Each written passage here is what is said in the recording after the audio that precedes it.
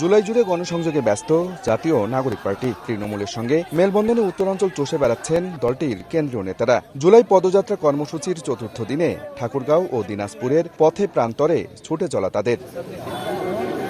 শুক্রবার সন্ধ্যায় দিনাজপুর বড় মাঠ থেকে পদযাত্রা বের করে এনসিপি। শহরের প্রধান সড়ক প্রদক্ষিণ করে ইনস্টিটিউট মাঠে পথসভায় মিলিত হয়। বক্তব্য রাখেন এনসিপির সদস্য সচিব আক্তার হোসেন, আহ্বায়ক নাহিদ ইসলাম সহ শীর্ষ নেতারা। এ সময় আক্তার হোসেন বলেন, দেশের মানুষের মধ্যে সাম্প্রদায়িকতার বীজ বপন করলে ঐক্যবদ্ধভাবে তা মোকাবেলা করা হবে। বাংলাদেশের মানুষের মধ্যে সাম্প্রদায়িকতার বীজ ঢুকিয়ে যদি কেউ অনৈক্য তৈরি করতে চায়, বাংলাদেশের সকল ধর্মের মানুষ আমরা সকলে ঐক্যবদ্ধভাবে সেই ষড়যন্ত্রকে আমরা মোকাবেলা করব ইনশাআল্লাহ। নাহিদ ইসলাম বলেন, স্বৈরাচারী সরকারের পতন হলেও নতুন বাংলাদেশ বিনির্মাণ সম্ভব হয়নি। এ সময় জুলাই ঘোষণাপত্রকে সংবিধানে যুক্ত করার দাবি জানান তিনি। জুলাই ঘোষণাপত্র অবশ্যই সংবিধানে যুক্ত করতে হবে।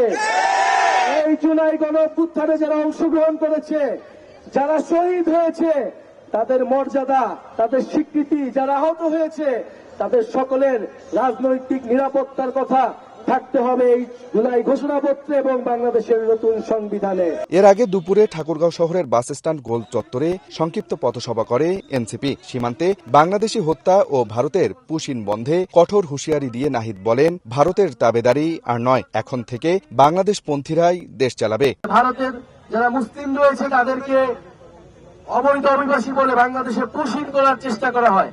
আমরা হুঁশিয়ারি দিতে চাই, এটা হাসিনার বাংলাদেশ নয়, এটা গণঅভ্যুত্থান করে ছাত্র জনতার বাংলাদেশ। বাংলাদেশ পন্থীদের হাতেই বাংলাদেশ চলবে। এদিকে বিকেলে ঠাকুরগাঁয়ের পীরগঞ্জে আলাদা পথসভায় নাহিদ বলেন, এবছরের ৩ আগস্ট কেন্দ্রীয় শহীদ মিনারে দেশের মানুষের মুক্তির রূপরেখা ঘোষণা করা হবে। জনতা আব্দুর রশিদ জীবন, সময় সংবাদ,